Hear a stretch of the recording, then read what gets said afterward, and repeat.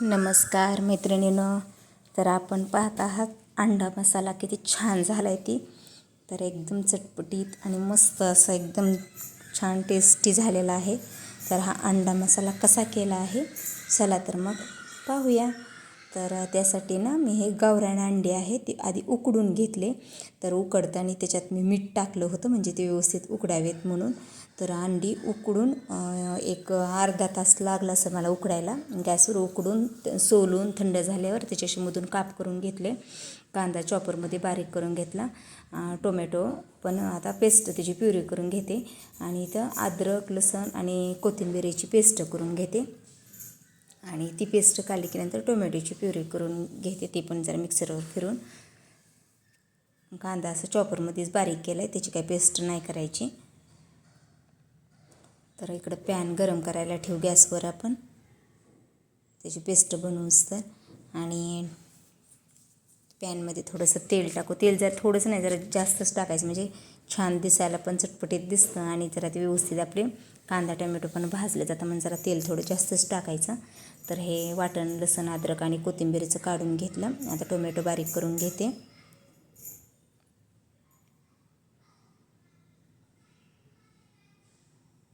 तर टोमॅटो पण बारीक करून घेतला. आता मसाले घेतले तर मीठ, परत लाल तिखट, हळद, धने जिऱ्याची पूड, गरम मसाला आणि कांदा लसूण मसाला घेतलेला आहे.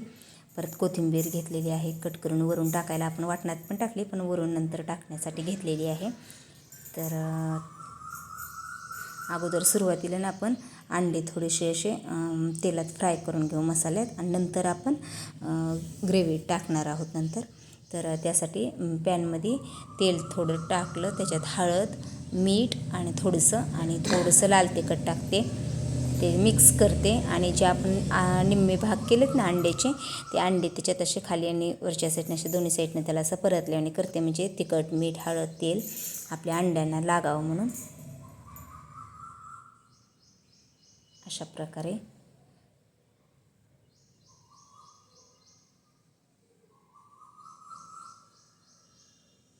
आणि चमच्याच्या साह्याने त्याला असं पलटी करायचं.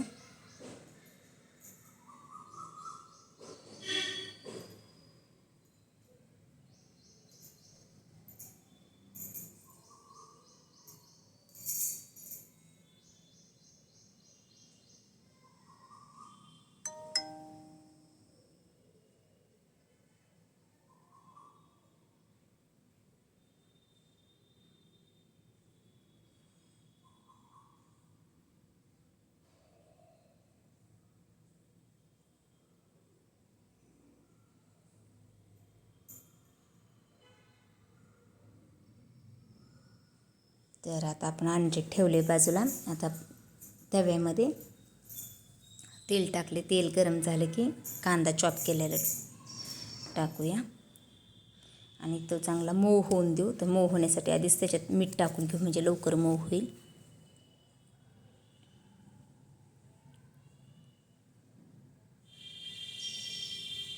चांगले 1-3-4 मिनिट परतल्यास त्याला फुल गॅसवर मऊ झाला आहे कांदा. आता त्याची जी आपण पेस्ट केली आहे लसूण अद्रक आणि कोथिंबीरची ती टाकूया. ती पण चांगली परतून घेऊया.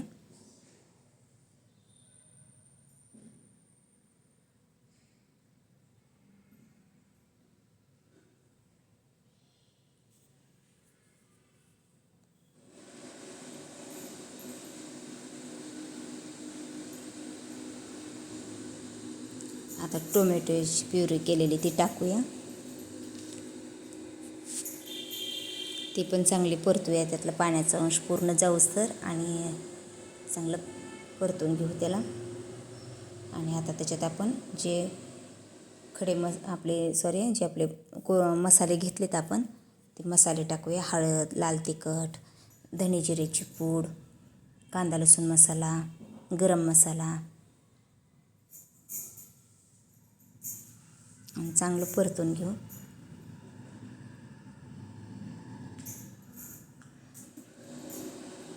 तर मसाला चांगला परतते तोपर्यंत इकडे शेगडीवरनं आपण पाणी थोडं गरम करायला ठेवू. एक वाटीभर पाणी बास होईल, एक अर्धी किंवा पाऊण वाटी बास होईल, एक वाटीभर पण नाही लागायचं. ते गरम पाणी टाकलं आहे मी हे.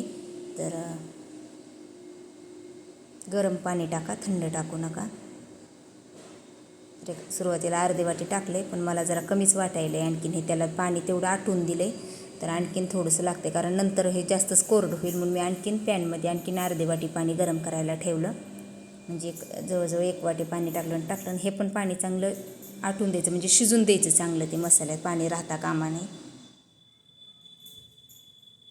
म्हणजे मसाले, कांदा, टोमॅटोची प्युरी चांगली शिजली पण जाते. आणि आपले अंडं ना असं जास्त जर कोरडं केलं तर अंड्याने ते शोषून घेतलं ना, मग ते खूप कोरडा मसाला होतो. जरा अंडा मसाला असा त्याला लागल्यालाच अंड्याला छान वाटतो. तर थोडंसं आणखीन त्याला थोडं आटून देते.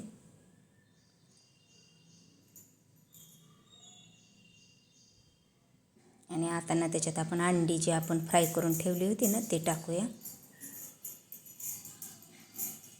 याला आपण पलटी करून घेऊ परत. खालच्या साईडनं थोड्यावर मसाल्यात 1 मिनिटभर शिजल्यानंतर.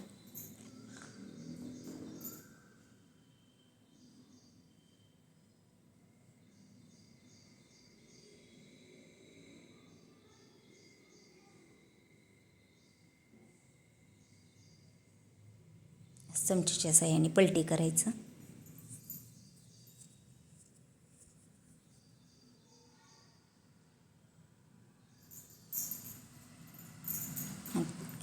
ह्या साईडनं पण 1 मिनिटभर ते पाणी थोडं हे होस तर त्याला शिजवून घेऊ. तर आपला अंडा मसाला तयार झाला. आता याच्यावर वरून कोथिंबीर टाकू. गॅस बंद करू.